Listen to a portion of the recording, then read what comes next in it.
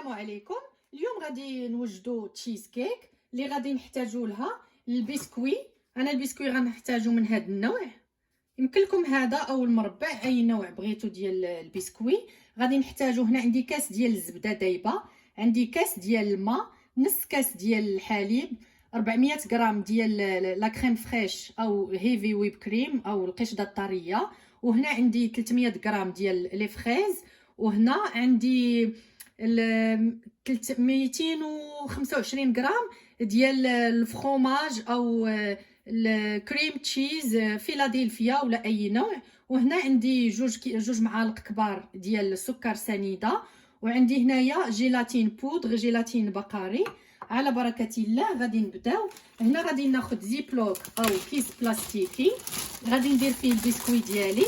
البسكوي هنا على حسب السمك ديال البسكوي، مثلا انا هنايا غتاخذوا من ما بين 25 بياسه حتى 30. غادي نوضعهم هنا في الكيس البلاستيكي او الزيبلوك.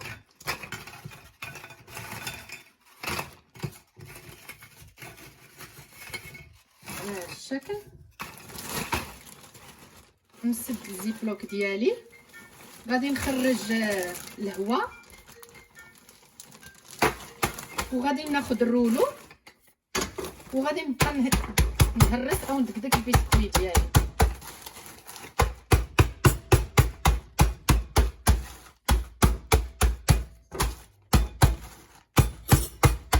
صافي غنبقى هكا تنهرس البسكوي ديالي كله مزيان، واللي بغى يطحنو في الروبو يطحنو. صافي هنا بعد ما طحنت كلشي البسكوي ديالي كما قلت لكم، راه يمكن لكم ديروه في بلاستيك وتضربوه بالرولو او طحنوه في طحان كهربائي. صافي دابا غادي نبدا نخلطو بالزبده دايبه. هنا الزبده ما يمكنليش نقول لكم القياس اكزاكتومون حيت على حسب نوعيه البسكوي. المهم خصنا نبقاو نجمعوا فيه هكا حتى البسكوي يتجمع اللي غادي يدير لينا اون بات. صافي غنبقى ندير هكا نخلط حتى يتخلط لي البسكوي ديالي كله.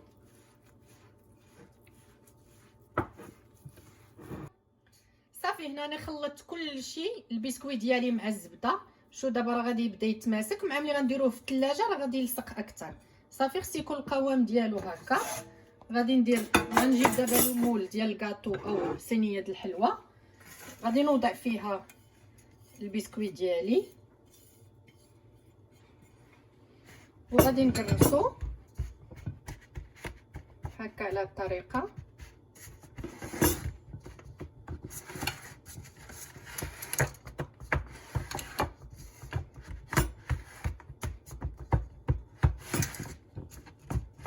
حاولوا نبركو مزيان باش يجي البسكوي متماسك، تجي اون بات.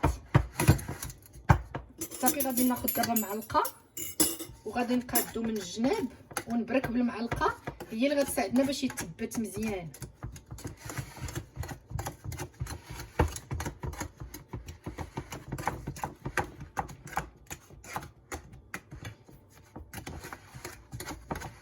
صافي غادي نبقى تنقاد لاباط ديالي كلها مزيان ونثبت البسكوي ديالي باش منين نقطعوه يجينا كوم اون بات.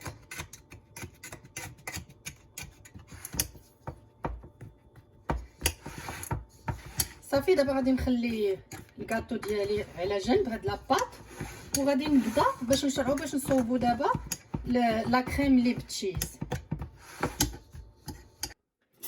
هنا دابا غادي نوجدو الكريمه ديال التشيز. غادي نحتاجو هنا اللي قلت لكم فيلادلفيا او اي جبن اخر، مهم يكون كريم تشيز. هنا راه قلت لكم فيها هذه 225 غرام. غادي نضيف فوق منها 2 معالق ديال سنيده، وغادي نديرها تخدم.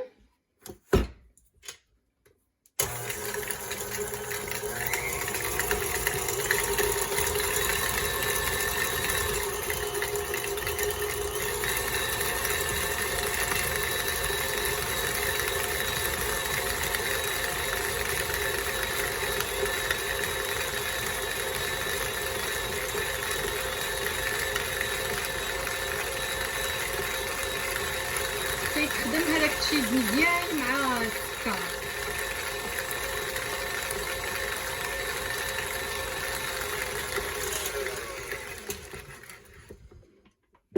صافي خصو يتخدم هكا، يجينا هكا التشيز. هنا دابا مازال غنخلطو مع لا كريم. هنا غادي ناخذ هذاك نصف كاس ديال الحليب اللي عندي، غادي ندير نوضع فيه معلقه كبيره ديال جيلاتين بودر هكا، ندير مع مرتاج معلقه كبيره. غادي ناخذ فورشيت، غادي نحركها وغادي نوضعها فوق النار. غادي غير ندير فيه واحد شويه عاد غنخدم به.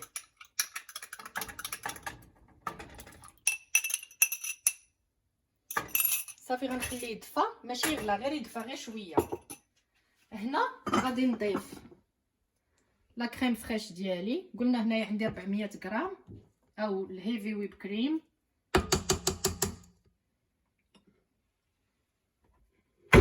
غنضيفها حتى هي على التشيز وغادي غير نخلطها. ما نحاولش ان لا كريم تطلع ليا بحال لا كريم شونتيي، لا غير نخلط.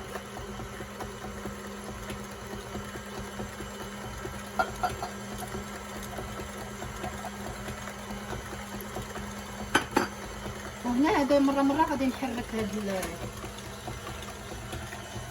الحليب ديالي بجيلاتين باش يتطلق.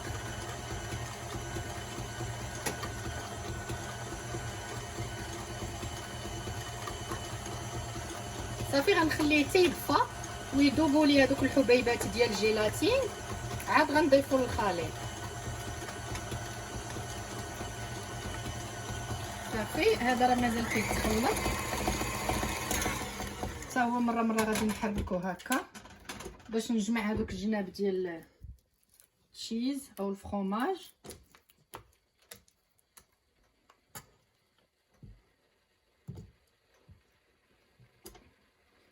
صافي وغادي نخلط كلشي.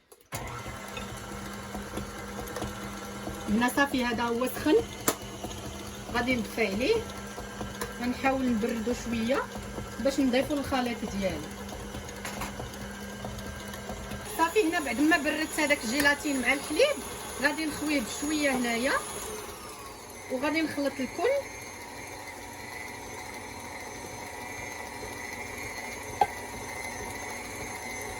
وهنا اللي ما عندوش الجيلاتين اون بودر يدير 4 ديال الوريقات ديال الجيلاتين، يفزقهم في الماء ويعصرهم ويديرهم لا ميم شوز مع نص كاس د الحليب. صافي غنخلط دابا هذا من الخليط ديالي مزيان.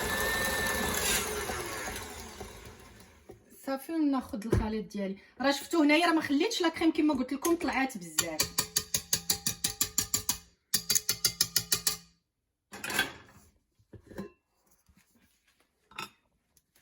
دابا غنخوي لا كريم ديالي هنا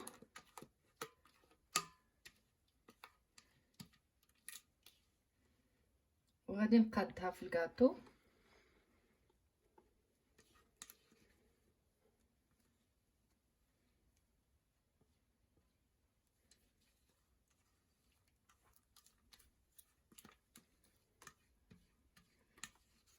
على هذا الشكل.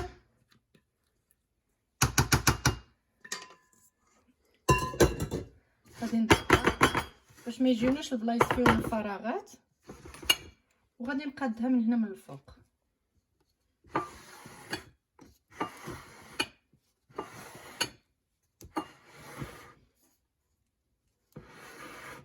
هنا ملي كنديروا فيها الجيلاتين كتجي حسن، كتجي بحال كتجي مهويه من الداخل وكتجي لا تيكستور ديالها زوينه، ماشي بحال الا ما فيهاش الجيلاتين. واللي قلت ما عندوش البودر جيلاتين يدير لي فوي جيلاتين لو اوراق الجيلاتين، واللي ما عندوش يمكن له يدير ساشي ديال الفلون د الفاني. صافي غادي نقادها هكا كما قلنا مزيان. انا غنمشي نجيب لا سباتول باش نقادها مزيان ونرجع. صافي هنا راني قديت الكاطو ديالي مزيان، لا كريم ديالي من الفوق بلا سباتول، حيت لا سباتول كتجي بها مقاده احسن. صافي دابا غادي نوضعها غنغطيها بالبلاستيك راب او البابي فيلم وغادي نوضعها في الكونجيلاتور. انا حيت مزروبه اللي مزروب يخليها واحد ما بين ساعه حتى لساعتين في الكونجيلاتور او المجمد، واللي ما مزروبش يمكن له يوضعها غير في الثلاجه عاديه ويخليها واحد 6 سوايع هكاك حتى تقبض في راسها مزيان. صافي انا دابا غادي نديرها في الكونجيلاتور، من بعد واحد ساعتين غادي نجبدها وديك الساعه ندوزو باش نصوبوا الكولي ديال الفريز او الفراوله. صافي بعد ما درت الكاطو ديالي في الكونجيلاتور، دابا لي فريز من الاحسن ندير عليهم واحد شويه ديال السكر ونخليهم، ما غنطحنهمش دابا، غير عوض ما غنديرهم في شي زلاف ولا شي حاجه غنديرهم هنا ديريكت. غنزيد عليهم شويه ديال السكر 2 معلقات وغنخليهم باش يطلقوا هذاك الحموريه او لو جو ديالهم باش يجيني الكولي د فريز في واحد اللون مزيان وبلا ما نزيد بكثره الماء. الوغ دابا غنغطيه وغادي نخليه حتى نبغي نخرج الكاطو ديالي من الكونجيلاتور، عاد ديك الساعه نطحن الكولي ديالي. صافي هنا بعد مرات هنايا راه غير ساعه ونصف، ها هي الكاطو ديالي راه قصاح او جمد. غادي ناخذ دابا هاد الكاس الماء اللي عندي، النصف غادي نديرو في كاسرونه والنصف الاخر غادي نطحن به لي فريز او الفراوله. هنا غادي ناخذ معلقه ديال جيلاتين، وقلت لكم راه يمكن لكم تعوضوها بالفلون ديكستاش شي صغيره د الفلون د الفاني. غادي نديرها هنا، غادي نحركها وغادي نوضعو فوق النار باش يذوب ليا.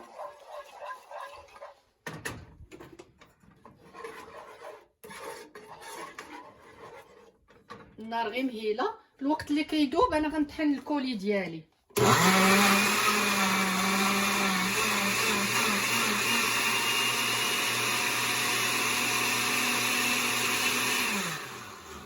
صافي الكولي ها هو طحن، وانا هنا غادي نسخن الجيلاتين ديالي. صافي هنا بعد ما ذوبت الجيلاتين ديالي في الماء غادي نوضعوه هنايا في هاد السالادي، غنبردو واحد شويه وغادي نضيف عليه شويه ديال الكولي فريز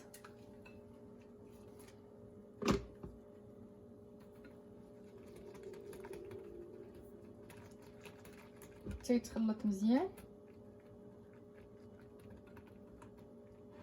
انا هنا راه ما كنديرش، قلت لكم لي كولورون اليمونتير ولا الملونات الصناعيه، دائما كنبغي يبقى داكشي طبيعي.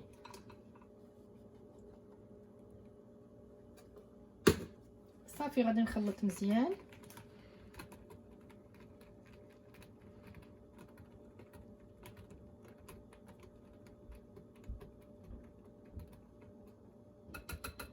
صافي بعد ما خلطت هنا الجيلاتين مع الكولي د فريز غادي نوضعو دابا فوق الكاطو ديالي او تشيز كيك على هذا الشكل، وغادي نعاود نغطيه بالبابي فيلم وغادي نوضعو تاني في الكونجيلاتور او المجمد واحد شويه، وعاد ديك الساعه غادي نجبدو ونزينو او نديكوريه من الفوق باش نوريكم ان شاء الله الشكل النهائي.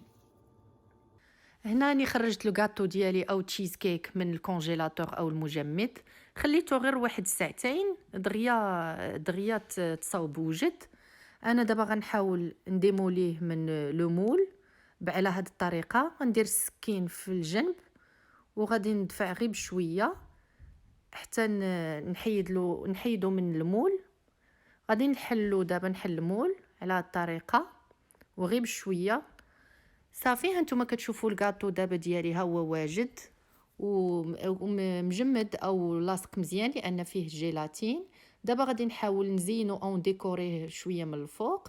انا اختاريت غندير له واحد الفريزه او فراوله من الفوق، غنقطعها على هذا الشكل، غادي نوضعها في الفوق وغادي نزينو كذلك بشويه ديال البلاك بيريز من الجناب. وهنا كيبقى التزيين او لا ديكوراسيون على حسب كل واحد كيفاش بغى يزين تشيز كيك ديالو. انا اختاريت نخليها هكا عاديه. صافي غنبقى حتى غنكمل التزيين ديالي كله. وكنصحكم تجربوها لانها كتجي لذيذه وخفيفه، ماشي ثقيله، وكتجي لذيذه. وهذاك البسكويت التحتاني كيجي كروستيون. اذا هذا هكا هو الشكل النهائي. كنتمناها انها تعجبكم. هنا راني قطعت لكم طريف باش تشوفوا حتى الشكل ديالها كيفاش كتجي من الداخل.